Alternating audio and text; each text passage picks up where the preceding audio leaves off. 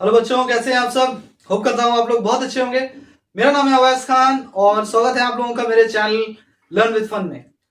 तो मैं होप करता हूँ कि आप लोगों ने मेरी इससे पिछली वाली जो वीडियो थी, जो कि हमारा structure of chromosome, cell cycle और सेल डिवीजन के ऊपर थी, वो जरूर देखी होगी, जिसका पार्ट 2 था।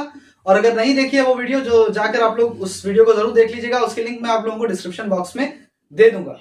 कल हम लोगों ने डिस्कस किया था कि हम लोग को क्यों न्यू सेल्स की हम लोगों को जरूरत पड़ती है, what is the need for new sales, जिसमें मैंने आप लोगों को सब चीज अच्छे से एक्सप्लेन किया था उस चैप्टर में। और स्ट्रक्चर ऑफ क्रोमोसोम्स के बारे में मैंने कल आप लोगों को उस डिटेल में पढ़ाया था उस वीडियो में। तो खैर, उस वीडियो को देख लीजिएगा, लिंक डिस्क्रिप्शन बॉक्स में दे दूंगा। तो आज की जो हमारी वीडियो होने वाली है वो उसी सेम चैप्टर पे होने वाली है, यानी कि structure of chromosomes, cell cycle और सेल डिवीजन का पार्ट 3, जिसमें हम लोग बात करने वाले हैं सेल डिवीजन के रेस्टिंग फेज के बारे में। मतलब सेल डिवाइड करने से पहले कौन से फेज में होता है, रेस्टिंग फेज यानी इंटरफेज में। और साथ ही साथ हम लोग सेल डिवीजन के प्रोसेस को यानी कि माइटोसिस को पढ़ने वाले हैं आज अच्छी तरीके से। So let's start our video without wasting a time, let's go. तो चलिए हम लोग पहले सेल साइकिल के बारे में समझ लेते हैं अच्छे से। सेल साइकिल के बारे में कि किस तरह से आपका सेल जो है वो डिवाइड करता है, ग्रो करता है और फिर रीडिवाइड करता है। किस तरह से सेल जो है वो, सेल कैसे डिवाइड करता है, फिर डिवाइड करने के बाद वो बड़ा होता है, ग्रो करता है, और जब बड़ा हो जाता है तो वो फिर से रीडिवाइड करता है और वो डॉटर सेल्स को जन्म देता है। तो ये 3 प्रोसेस है, पहले डिवाइड करता है, फिर ग्रो करता है, फिर रीडिवाइड करता है। यानी अगर आपका ये सेल है, ये पहले बीच से डिवाइड होके 2 सेल में तब्दील हो जाएगा। उसके बाद यही दोनों सेल जो है आपका, ये दोनों आपका बड़ा हो जाएगा यानी ग्रो कर जाएगा, और उसके बाद फिर से ये दोनों सेल जो है वो रीडिवाइड हो जाएगा और फिर से नया 2 सेल बना देगा। ठीक है, तो इस प्रोसेस को हम लोग यहां पर समझने वाले हैं, ध्यान से देखिए। अब देखिए, अगर मान लेते हैं किसी सेल को डिवाइड करना है तो उसको सेवरल इंपॉर्टेंट टास्क कंप्लीट करना होता है। Without completing those important task it can not divide. अब देखिए, सेल को जो है ग्रो करना पड़ता है बच्चों, उसको कुछ मटेरियल सिंथेसाइज करना पड़ता है, जैसे कि प्रोटीन है, आरएनए है। तो सेल को डिवाइड करने के लिए पहले क्या करना पड़ेगा, सेल को पहले डिवाइड करने के लिए ग्रो करना पड़ेगा, बड़ा होना पड़ेगा। जब सेल आपका ग्रो हो जाएगा तो उसके बाद उसको कुछ मटेरियल्स को सिंथेसाइज करना पड़ेगा। क्या सिंथेसाइज करना पड़ेगा, सेल को क्या बनाना पड़ेगा, ग्रो करने के बाद कुछ मटेरियल्स बनाना पड़ेगा, जैसे कि फॉर एग्जांपल आरएनए बनाना पड़ेगा, जैसे फॉर एग्जांपल सर्टेन प्रोटीन्स बनाना पड़ेगा। ठीक है, ये सारा काम उसको करना पड़ेगा अगर उसको डिवाइड करना है तो सेल को ग्रो करना पड़ेगा, कुछ मटेरियल सिंथेसाइज करना पड़ेगा, जैसे कि आरएनए और प्रोटीन, तो याद रखिएगा। उसके बाद उसको अपने डीएनए को डुप्लीकेट करना पड़ेगा। मतलब सेल के अंदर, सेल का जो ये न्यूक्लियस है, इसके अंदर जो ये आपका डीएनए पाया जाता है, डबल हेलिक्स स्ट्रक्चर, ये जो डीएनए पाया जाता है इसके अंदर, ये डीएनए को सेल को क्या करना पड़ेगा भैया, इस डीएनए को डुप्लीकेट करना पड़ेगा, या उसको अपना रेप्लिका बनाना पड़ेगा, अपना कॉपी बनाना पड़ेगा। अपना क्या बनाना पड़ेगा, कॉपी बनाना पड़ेगा। सेल को इस डीएनए का कॉपी बनाना पड़ेगा, डुप्लीकेट करना पड़ेगा, तभी उसके बाद जो है वो क्या कर सकता है, वो डिवाइड कर सकता है। Unless and until the cell grows, synthesize certain materials like RNA and protein and duplicates its DNA, या फिर डीएनए का डुप्लीकेट नहीं बनाएगा, कॉपी रेप्लिका नहीं बनाएगा, then it cannot do further division। ये 3 काम अगर नहीं करेगा सेल तो वो फर्दर मतलब आगे और ज्यादा रीडिवाइड वो नहीं हो सकता। इस चीज को याद रखिएगा। अब देखिए बच्चों, वो अपने डीएनए को डुप्लीकेट कर लेता है, ग्रो करता है, सिंथेसाइज करता है, डीएनए को डुप्लीकेट करता है, ताकि वो डॉटर सेल्स में आगे जाके स्प्लिट कर सके, ताकि वो स्प्लिट करके आगे जाके डॉटर सेल में ज्यादा बड़ा बन गया, डॉटर सेल थोड़ा छोटा होना चाहिए, डॉटर सेल में वो ये सेल दोनों स्प्लिट कर सके, नहीं तो नहीं होगा। अब देखिए, सेल जो है इन टास्क को परफॉर्म करता है एक ऑर्गेनाइज्ड मैनर में, एक organised predictable series of events में। मतलब ये ऐसे नहीं हो जाता है। सेल का जो डिवीजन होता है उसका एक प्रॉपर सीक्वेंस होता है, it is a sequential process. उसका एक सीक्वेंस होता है कि पहले ये फेज आएगा, उसके बाद ये फेज आएगा, उसके बाद सेल डिवीजन का ये फेज आएगा, फिर ये फेज आएगा, फिर सेल पूरी तरीके से डिवाइड हो जाएगा। इन सारे सीक्वेंस के बारे में, ये जो सेल का पूरा सीक्वेंस होता है डिवाइड करने का, एक प्रॉपर सीक्वेंस होता है, प्रेडिक्टेबल सीक्वेंस होता है, जिसके बारे में हम लोग पहले से प्रेडिक्ट कर लेते हैं, जानते हैं कि वो कैसे होता है, कौन सा फेज पहले आता है सेल डिवीजन का, उसके बाद कौन सा फेज आता है, उसके बाद कौन सा फेज आता है, लास्ट में कौन सा फेज होता है। इसके बारे में हम लोग डिटेल में अभी पढ़ने वाले हैं। अब देखिए इन सीरीज ऑफ इवेंट्स को क्या कहते हैं, ये जो सीक्वेंशियल सीरीज होता है, ये जो सीक्वेंशियल सीरीज होता है कि मतलब सेल साइकिल में पहले क्या होगा, उसके बाद क्या होगा, उसके बाद क्या होगा, उसके बाद क्या होगा, इस सीक्वेंशियल सीरीज को हम लोग क्या कहते हैं बच्चों, इसको हम लोग कहते हैं सेल साइकिल। क्या कहते हैं इसको हम लोग कहते हैं cell cycle. So it is termed as cell cycle. ये सवाल आप लोग को नेम द फॉलोइंग में पूछा जाएगा। इस सीक्वेंशियल सीरीज ऑफ इवेंट्स को क्या कहते हैं, इस सीरीज ऑफ इवेंट्स को मतलब सेल डिवीजन के सीरीज ऑफ इवेंट्स को what do we call it, cell cycle. So I hope you understand till here. अब देखिए बच्चों यहां पर जो सेल साइकिल होता है वो क्या होता है, एक्चुअल में वो सीरीज ऑफ इवेंट्स होता है। सेल साइकिल क्या होता है, सेल साइकिल क्या होता है आपका, सेल साइकिल क्या होता है, सेल साइकिल आपका होता है series of events, series of predictable events, जिसके बारे में हम लोग पहले से जान रहे हैं कि कौन सा फेज पहले आएगा, कौन उसके बाद आएगा, कौन उसके बाद आएगा। तो सेल साइकिल क्या होता है, एक्चुअल में सीरीज ऑफ इवेंट्स होता है which takes place in a cell leading to the duplication of DNA, leading to the duplication of DNA, जिसमें डीएनए का कॉपी बनता है और उसके बाद सब्सिक्वेंट डिवीजन होता है सेल का, ताकि डॉटर सेल्स को प्रोड्यूस किया जा सके, ताकि डॉटर सेल्स को प्रोड्यूस किया जा सके। तो उम्मीद करता हूं यहां तक बात समझ में आई होगी। अब हम लोग बात करने वाले हैं बच्चों की सेल साइकिल जो होता है उसमें आपका दो फेज होता है, एक होता है नॉन डिवाइडिंग फेज या फिर रेस्टिंग फेज या फिर जिसको हम लोग इंटरफेज कहते हैं, और दूसरा जो फेज होता है उसको हम लोग कहते हैं डिवाइडिंग फेज, जिसको हम लोग या तो एम फेज कहते हैं या तो माइटोसिस कहते हैं। ध्यान से सुनिएगा मेरी बात को, मेरे एक्सप्लेनेशन से और जो क्वेश्चंस मैं यहां पर आप लोगों को कराने वाला हूं आईसीएससी का, उससे बाहर आप लोग को कोई भी सवाल नहीं आने वाला है। एक एक चीज आप लोग को ध्यान से सुननी है, ध्यान से यहां पर देखना है ताकि कोई भी सवाल आपका छूटे नहीं। तो चलिए फटाफट से इसे हम लोग रब कर लेते हैं। चलो अब देखिए हम लोग यहाँ पर सेल साइकिल के बारे में पढ़ने वाले हैं। यहाँ पे सेल साइकिल का जो है बच्चों वो दो फेज होता है, एक होता है आपका रेस्टिंग फेज, रेस्टिंग फेज, ठीक है, इसको हम लोग कहते हैं नॉन डिवाइडिंग फेज। क्या कहते हैं इसको, नॉन डिवाइडिंग फेज कहते हैं, ठीक है। अब इस नॉन डिवाइडिंग फेज में बच्चों सेल डिवाइड नहीं कर रहा होता है, वो रेस्ट कर रहा होता है, इस वजह से इस फेज का नाम है रेस्टिंग फेज। लेकिन अभी मैं बताऊंगा आपको कि एक्चुअल में रेस्टिंग फेज में भी सेल रेस्ट नहीं कर रहा होता है, उसमें भी वो प्रोटीन और डीएनए सिंथेसाइज कर रहा होता है, इसीलिए इसका टर्म रेस्टिंग फेज नहीं होना चाहिए था। फिर भी खैर सेल साइकिल में पहला फेज होता है रेस्टिंग फेज, और इसी रेस्टिंग फेज का एक और नाम मैं बता देता हूं, यहाँ पे ये सवाल पूछ सकता है आप लोग को, इंटरफेज, ठीक है, इंटरफेज। तो ये non dividing phase, resting phase और इंटरफेज तीनों एक ही चीज है। अब सेल साइकिल का जो दूसरा पार्ट होता है, एक पार्ट तो आपका सेल का जो है वो रेस्टिंग फेज होता है, और सेल साइकिल का जो दूसरा फेज होता है आपका वो होता है आपका डिवाइडिंग फेज, डिवाइडिंग फेज, जिसमें सेल जो है वो एक्चुअल में डिवाइड कर रहा होता है। अब इसका दूसरा नाम जो है वो एम फेज भी है, एम फेज भी है, एम फॉर माइटोसिस, माइटोसिस, ठीक है। तो इस फेज को हम लोग डिवाइडिंग फेज भी कह सकते हैं, एम फेज भी कह सकते हैं यहां पर, और इसको हम लोग माइटोसिस भी कह सकते हैं। तो आई होप कि ये चीज आपको समझ में आया होगा कि सेल डिवीजन का, सेल साइकिल का जो है आपका दो हिस्सा होता है, एक होता है रेस्टिंग फेज नॉन डिवाइडिंग या इंटरफेज, और दूसरा हिस्सा जो होता है जिसमें आपका सेल डिवाइड कर रहा होता है उसको हम लोग कहते हैं डिवाइडिंग फेज या फिर एम फॉर एम फेज या माइटोसिस। अब देखिए हम लोग यहां पर पहले मैं आप लोगों को बता देता हूं रेस्टिंग फेज यानी इंटरफेज के बारे में आप लोगों को पढ़ा देता हूं, और सवाल कैसे आएगा ये भी मैं आप लोगों को साथ ही साथ बताता चलूंगा। तो चलिए पहले इसे हम लोग रब कर लेते हैं।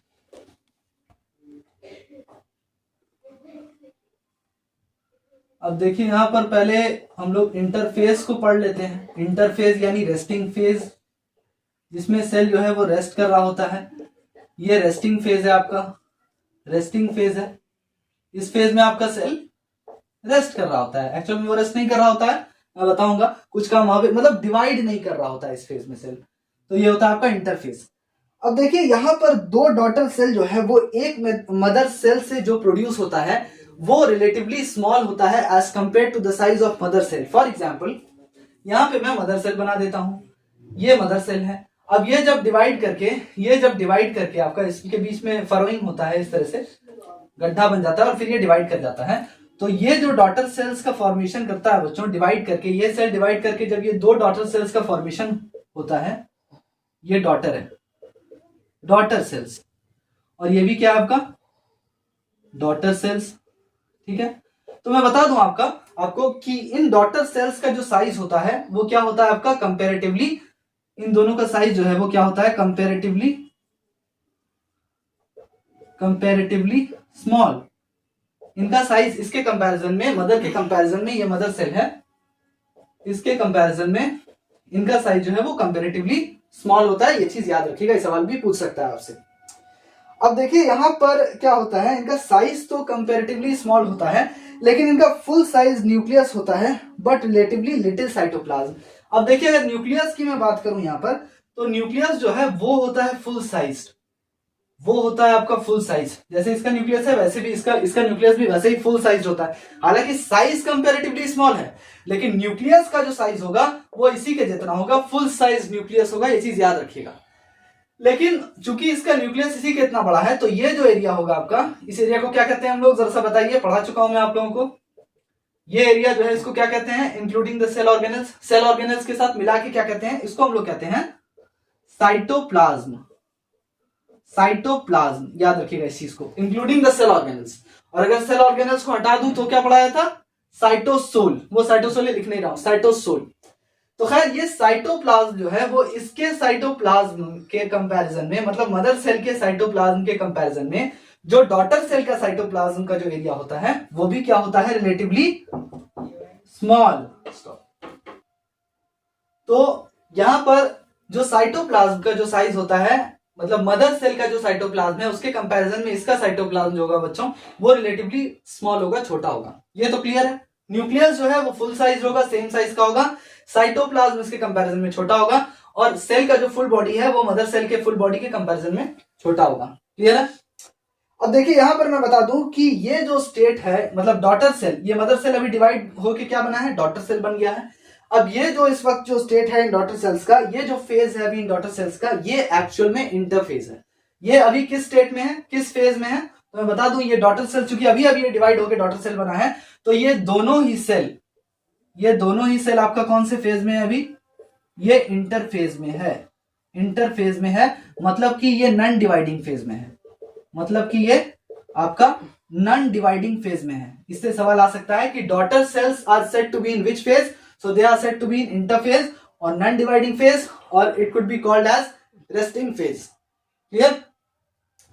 अब देखिए यहां पे बता दूं आप लोगों को कि इस फेज के दौरान, मतलब रेस्टिंग फेज या इंटरफेज के दौरान, ये इंटरफेज में है, ये इंटरफेज में है, इस फेज के दौरान आपका क्या होता है कि सेल्स जो है वो नेक्स्ट सेल डिवीजन के लिए प्रिपेयर करता है। मतलब ये जो डॉटर सेल है ये फिलहाल तो रेस्टिंग फेज में है, आपका इंटरफेज में है, लेकिन now it is preparing for the next cell division.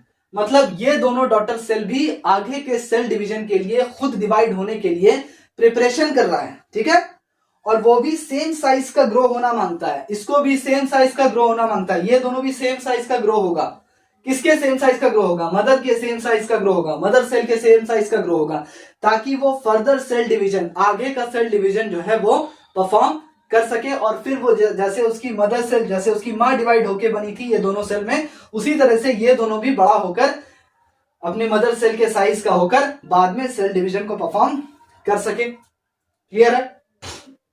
So actually in this phase it is preparing for the next cell division. इस फेज में, इंटरफेज में क्या हो रहा है, यहां पर प्रिपरेशन हो रहा है। क्या हो रहा है यहां पर, इस दोनों सेल में क्या हो रहा है, प्रिपरेशन। क्या चीज का preparation, for the next cell division.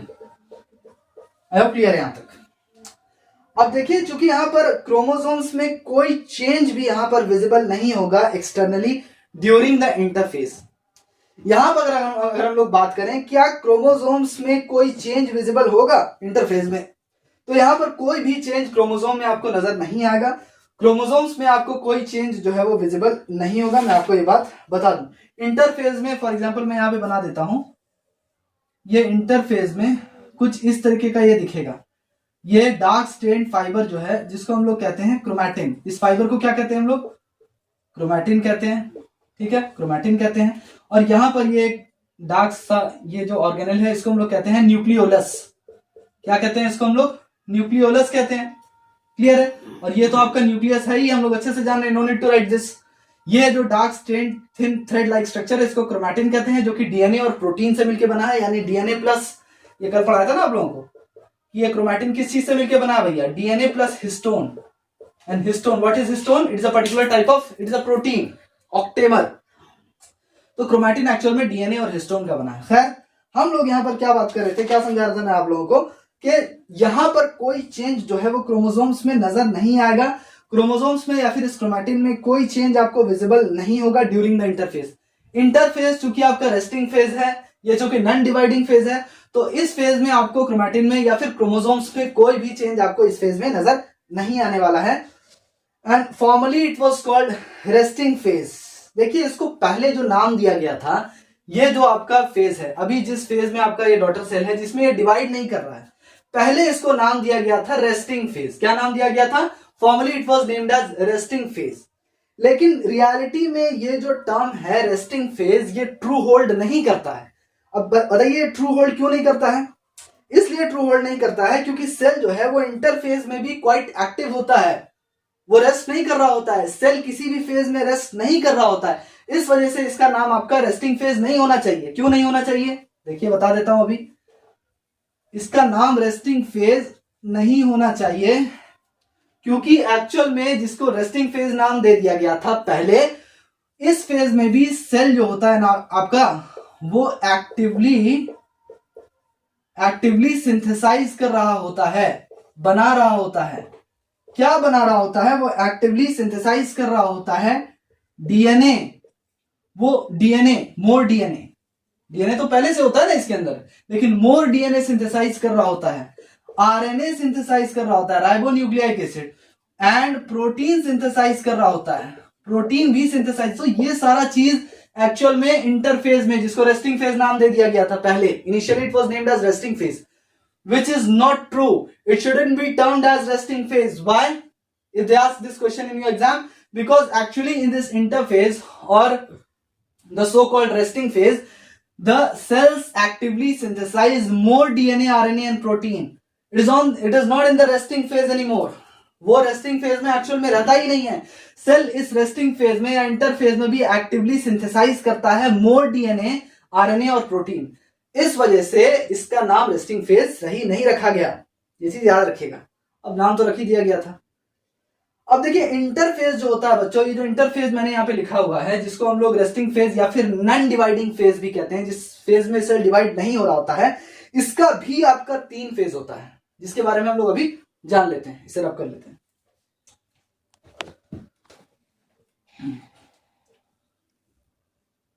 अब देखिए जो इंटरफेज है या जिसको हम लोग रेस्टिंग फेज जिसका नाम रख दिया गया था, हालांकि ये नाम गलत है, नहीं रखना चाहिए था, क्योंकि एक्चुअल में सेल जो है वो इस फेज में भी बैठा नहीं होता है, वो एक्चुअल में सिंथेसाइज कर रहा होता है डीएनए, आरएनए और प्रोटीन को। तो इसका आपका 3 फेज होता है। एक होता है आपका पहला ग्रोथ फेज,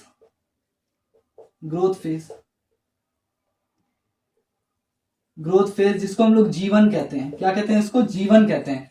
यानी कि आपका फर्स्ट ग्रोथ फेज है, ये आपका फर्स्ट ग्रोथ फेज है। दूसरा आपका होता है सिंथेसिस फेज होता है, ठीक है। सिंथेसिस फेज का नाम है आपका एस फेज, इसको हम लोग क्या कहते हैं? S phase.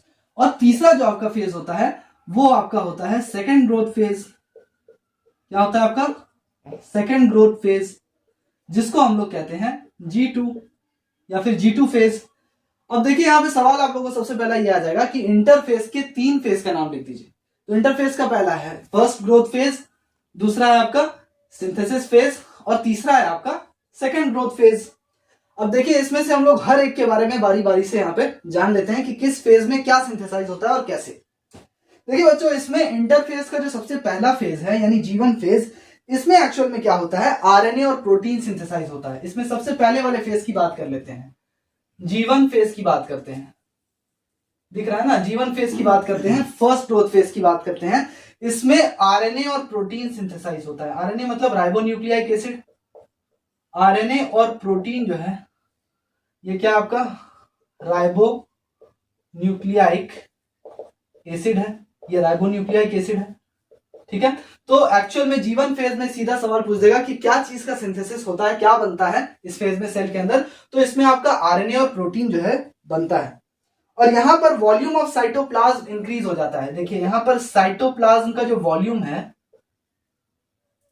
पूछेगा ये सवाल, क्या जीवन फेज में साइटोप्लाज्म का जो वॉल्यूम है वो इंक्रीज हो जाता है, डिक्रीज हो जाता है या घट जाता है? तो यहां पे मैं लिख भी दे रहा हूं, इसे याद भी कर लीजिए कि साइटोप्लाज्म का जो वॉल्यूम है, उसका जो वॉल्यूम है, साइज भी बोल सकते हैं, वो जीवन फेज में क्या हो जाता है, इंक्रीज कर जाता है। ये चीज याद रखिएगा, उसका वॉल्यूम बढ़ जाता है। और अगर हम लोग एनिमल सेल्स में बात करें, अगर हम लोग एनिमल सेल्स की बात करें तो इसमें माइटोकॉन्ड्रिया, ठीक है, इसमें माइटोकॉन्ड्रिया। और अगर हम लोग प्लांट सेल्स की बात करें, अगर हम लोग प्लांट सेल्स की बात करें तो इसमें क्लोरोप्लास्ट, तो इसमें क्लोरोप्लास्ट, ठीक है, डिवाइड हो जाता है। और इनका ये दो ऑर्गेनेल ऐसा है, मतलब माइटोकॉन्ड्रिया और क्लोरोप्लास्ट, ये दो वाहिद ऐसा ऑर्गेनेल है बच्चों, ये सवाल आप लोगों को पूछा जा सकता है, जिसके पास खुद का डीएनए होता है। मतलब माइटोकॉन्ड्रिया और क्लोरोप्लास्ट के बाद क्या होता है, they have their own DNA. अगर सवाल पूछेगा कि एनिमल सेल्स में ऐसा कौन सा सेल ऑर्गेनेल है अपार्ट फ्रॉम न्यूक्लियस, न्यूक्लियस को छोड़ के, न्यूक्लियस के पास तो अपना डीएनए होता ही है, उसके अलावा एनिमल सेल्स में एक ऐसा कौन सा सेल ऑर्गेनेल है जिसके पास खुद का डीएनए होता है, तो आंसर विल बी माइटोकॉन्ड्रिया। और अगर सवाल पूछ दे कि प्लांट सेल में कौन सा एक ऐसा सेल ऑर्गेनेल है अपार्ट फ्रॉम न्यूक्लियस, न्यूक्लियस को छोड़ के, जिसके पास खुद का डीएनए होता है, तो आंसर विल बी क्लोरोप्लास्ट। तो यहां मैं आप लोगों को एक्सप्लेनेशन के साथ साथ सवाल भी कराता चल रहा हूं, ठीक है, इससे बाहर कोई सवाल नहीं आएगा। अब देखिए मैंने ये बताया कि इसमें वॉल्यूम ऑफ साइटोप्लाज्म इंक्रीज होता है, आरएनए और प्रोटीन सिंथेसाइज होता है, साथ ही साथ एनिमल सेल और प्लांट सेल जो है, ये दोनों ही जो है आपका, एनिमल सेल में माइटोकॉन्ड्रिया और प्लांट सेल में क्लोरोप्लास्ट जो है, ये रीडिवाइड होता है। ये दोनों क्या होता है आपका, रीडिवाइड होता है, फिर से डिवाइड होता है। कौन से फेज में, जीवन फेज में रीडिवाइड होता है। अब देखिए ये जो जीवन फेज है, इसमें ये अर्ली जीवन फेज के बारे में हम लोग बात कर रहे थे। जीवन में भी एक अर्ली है, यहां पर हम लोग लिख देते हैं अर्ली, यहां पे लिख दिया मैंने, ये अर्ली फेज में हो रहा है। लेकिन जीवन का एक लेट फेज भी होता है, लेट फेज क्या होता है, एक लेट फेज भी होता है, जीवन का late phase, first growth phase का लेट फेज, ठीक है। अब इस लेट फेज में क्या होता है बच्चों कि सारा सेल्स जो है उसको one of the two paths follow करना होता है, सारे सेल्स को one of the two paths, उसके पास दो रास्ता होता है, उन दो रास्तों में से लेट जीवन फेज में एक रास्ता उसको फॉलो यहां पर करना होता है। अब देखिए दो रास्ता कौन सा है, ये दो रास्ता वो है कि या तो वो सेल साइकिल से खुद को विड्रॉ कर ले और फिर से रेस्टिंग फेज में चला जाए। फॉर एग्जाम्पल लेट जीवन फेज में ये सेल है, ये सेल है, ठीक है। अब इस सेल में आरएनए प्रोटीन जो है वो सिंथेसाइज हो गया, ठीक है, ये हो गया। दूसरा वॉल्यूम ऑफ साइटोप्लाज्म भी बढ़ गया। तीसरा आपका माइटोकॉन्ड्रिया या क्लोरोप्लास्ट जो प्लांट सेल में है वो रीडिवाइड कर गया, जिसके पास खुद का डीएनए होता है। अब लेट जीवन फेज में क्या होता है बच्चों की, यहां पर बारी आ गई है इसको दो में से एक रास्ता चुनने की। इसके पास है दो रास्ता। पहला रास्ता इसके पास क्या है, विथड्रॉ। विथड्रॉ क्या चीज से withdraw, from cell cycle, from cell cycle, या तो ये सेल साइकिल से विथड्रॉ कर जाए, पहला रास्ता ये, और फिर किस फेज में चला जाए, वापस से जिस फेज में था वो, जिस फेज में था वो, यानी इंटरफेज, यानी वापस से वो रेस्टिंग फेज में चला जाए, इंटरफेज में चला जाए, पहला रास्ता। दूसरा रास्ता उसके पास क्या है कि वो नेक्स्ट सेल डिवीजन के लिए प्रिपेयर करे, prepare for next cell division. मतलब या तो वो लड़ने के लिए तैयार है, लड़ने के लिए मतलब एग्जांपल दे रहा हूं आपको, या तो वो नेक्स्ट सेल डिवीजन के लिए तैयार है, मतलब खुद को डिवाइड करने के लिए इनटू डॉटर सेल्स तैयार है, या तो वो खुद को सेल साइकिल से बाहर निकाल लेगा और वापस से आपका उसी फेज में चला जाएगा जिस फेज में वो था, दैट इज इंटरफेज। तो इसके पास दो रास्ता है, मैंने आपको पढ़ा दिया। अब देखिए बच्चों, बस यहां तक बात थी आपकी जीवन फेज की। ये तो आपका फर्स्ट ग्रोथ फेज था, जिसमें मैंने आप लोगों को एक एक चीज बता दिया, एक एक पॉइंट बता दिया कि जीवन फेज में क्या क्या होता है। आप लोग चाहें तो इसका स्क्रीनशॉट लेके इसको एज अ नोट्स प्रिपेयर कर सकते हैं। अब इसके बाद हम लोग बात कर लेते हैं सिंथेसिस फेज के बारे में, जिसको हम लोग एस फेज के नाम से भी जानते हैं। It is the second phase of interphase, मतलब इंटरफेज का जो दूसरा पार्ट है वो है सिंथेसिस फेज यानी S phase. First of all we will love this. अब देखिए बच्चों, हम लोग दूसरे फेज के बारे में जान लेते हैं, यानी एस फेज यानी सिंथेसिस फेज के बारे में जान लेते हैं। यहाँ पे एस फेज के बारे में यहाँ पे जान लेते हैं कि एस फेज में एक्चुअल में क्या होता है, ठीक है। मैं बता दूं आपको कि एस फेज में जो है वो मोर डीएनए सिंथेसाइज होता है, मतलब डीएनए तो पहले से है सेल के अंदर। अगर मैं यहां पर एक सेल बना दूं तो ये इसका न्यूक्लियस है। इसके अंदर डीएनए तो पहले से है ना, ये डबल हेलिक्स स्ट्रक्चर ये तो पहले से है इसके अंदर, लेकिन ये और ज्यादा डीएनए बनाता है। मोर डीएनए इज सिंथेसाइज्ड। कौन से फेज में? एस फेज में। अगर पूछेगा एस फेज में क्या होता है तो पहला पॉइंट लिख दीजिएगा, मोर डीएनए इज सिंथेसाइज्ड। दूसरा पॉइंट ये लिखिएगा कि क्रोमोसोम्स डुप्लीकेट हो जाता है। क्रोमोसोम्स जो है वो खुद का रेप्लिका बना लेता है। क्रोमोसोम्स जो है वो खुद का डुप्लीकेट बना लेता है। कैसे बना लेता है बताऊंगा। Chromosomes duplicate but remain attached. Remains attached मतलब सेपरेट नहीं होता है।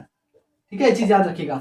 मतलब उसका जो सिस्टर क्रोमैटिड्स है वो अलग नहीं होता है। फॉर एग्जाम्पल इसके अंदर क्या पाया जाता है? न्यूक्लियस के अंदर क्रोमोसोम होता है। तो ये जो फॉर एग्जाम्पल ये आपका क्रोमोसोम है, ठीक है, ये आपका क्रोमोसोम है, तो ये अपना रेप्लिका बना लेगा इस तरह से। ये अपना रेप्लिका बना लेगा, ये रेप्लिका बना लेगा, डुप्लीकेट कर लेगा खुद को। ऐसा कितना पेयर होता है? ऐसा आपका टोटल 23 पेयर होता है। तो वो 23 का 23 पेयर अपना रेप्लिका बना लेगा। मतलब ह्यूमंस में अगर हम बात करें, ह्यूमन सेल में अगर टोटल 46 क्रोमोसोम है, टोटल 46 क्रोमोसोम है, तो वो और अपना 46 और क्रोमोसोम बना लेगा। कौन से फेज में? एस फेज में। मतलब यहां पर जब 46 + 46 हो जाएगा तो यहां पर टोटल कितना क्रोमोसोम हो जाएगा आपका? 92। तो यहां पर किस फेज में क्रोमोसोम जो है वो अपना रेप्लिका बनाता है या अपना डुप्लीकेट बनाता है? तो वो एस फेज में बनाता है। ये चीज याद रखिएगा। लेकिन एस फेज में जो ये क्रोमोसोम है ये बीच से डिवाइड नहीं होता है। ऐसा नहीं ये डिवाइड होकर जो है इसका सिस्टर क्रोमैटिड एक तरफ और ऐसे एक तरफ चला जाएगा। ये चीज इस फेज में नहीं होता है। ठीक है, तो यहाँ पे दो बात मैंने आप लोगों को बताई कि यहाँ पर मोर डीएनए सिंथेसाइज होता है, पहली बात। और दूसरी बात क्या? क्रोमोसोम्स जो है वो अपना क्या बना लेता है? डुप्लीकेट बना लेता है, but it remains attached. It does not separate और it does not divide from the centromere. अब देखिए हम लोग बात कर लेते हैं सेकेंड ग्रोथ फेज के बारे में, यानी कि G2 फेज के बारे में। First of all we shall कर दिस।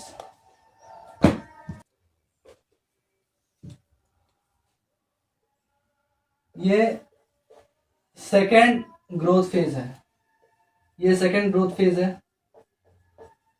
लास्ट फेज, इंटरफेज का लास्ट फेज, या जिसको हम लोग G2 फेज भी कहते हैं। क्या कहते हैं इसको हम लोग? G2 phase. अब देखिए इससे सवाल आ सकता है कि इंटरफेज का जो सबसे आखिरी फेज है उसका नाम क्या है? G2 फेज या सेकेंड ग्रोथ फेज? पहला सवाल। इस फेज में होता क्या है? तो मैं आपको बता दूं कि इसमें आरएनए और प्रोटीन सिंथेसाइज होता है। इसमें क्या होता है आपका?